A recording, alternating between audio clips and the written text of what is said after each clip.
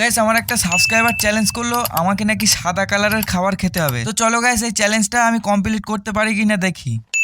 Guys প্রথমে চলে এলাম আমাদের ফরেস্টার কিচেনে এসে দেখলাম নুনের কৌটো রাখা আছে, কারণ নুন তো সাদা হয় তাই একটু ওখান থেকে নুন খেয়ে নিলাম। নুনটা খাওয়ার পর একটু পাশে দেখলাম চিনিও রাখা আছে, কারণ চিনিও তো সাদা হয় তাই একটু চিনি খেয়ে নিলাম ওখান থেকে। ওইগুলো খাবার পর আমার একটা চাচাতো ভাই আর আমার বন্ধুকে নিয়ে হাঁটতে হাঁটতে চলে গেলাম আমাদের গ্রামের একটা দোকানটা এসে আমি নিলাম একটা কোকোনাট জুস, কারণ কোকোনাট জুস তো সাদাই হয়। তারপরে ওই কোকোনাট জুসটা হালকা করে একটু খেয়ে নিলাম। গাইস তারপরে জুসটা খাওয়ার পরে আমরা সবাই চলে এলাম আমাদের গ্রামের নদীর ধারে একটু হাওয়া খেতে। নদীর ধারে কিছুক্ষণ হাওয়া খাওয়ার পর চলে গেলাম আমার বন্ধুর বাড়িতে, কারণ বন্ধুর বাড়িতে একটা জামরুল গাছ ছিল আর জামরুল তো সাদা হয় তোমরা জানো। তারপরে দেখলাম আমার ওই ছোট্ট চাচাতো ভাইটা ওই জামরুল গাছে উঠে কয়েকটা জামরুল পেরে দিল। তারপরে একটা জামরুল হাতে নিয়ে দেখলাম আরে জামরুলটা তো লাল, এবারে কি করি। তারপরে একটু ভাবতে ভাবতে মাথায় একটা বুদ্ধি আসলো, আমি জামরুলের লাল অংশটা বাদ দিয়ে সাদা অংশটা খেয়ে নিলাম। জামরুলটা খাওয়ার পর আমরা সবাই চলে গেলাম একটা মাঠে। গাইস তারপরে মাঠে কিছুক্ষণ ঘুরে বেরিয়ে চলে গেলাম জলপাই গাছে জলপাই পাড়তে। গাইস তোমাদেরকে বলি জলপাই লালও হয় আবার সাদাও হয়। আমি ওই গাছ থেকে একটা সাদা জলপাই পেরে খেয়ে নিলাম। জলপাইটা খাওয়ার পর বাড়িতে এসে দোকান থেকে একটা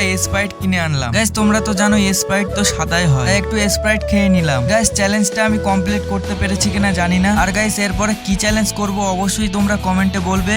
আর ভিডিওটা ভালো লাগলে একটা লাইক দিবে আর চ্যানেলটাকে সাবস্ক্রাইব করে বেল আইকনটা বাজিয়ে দিবে।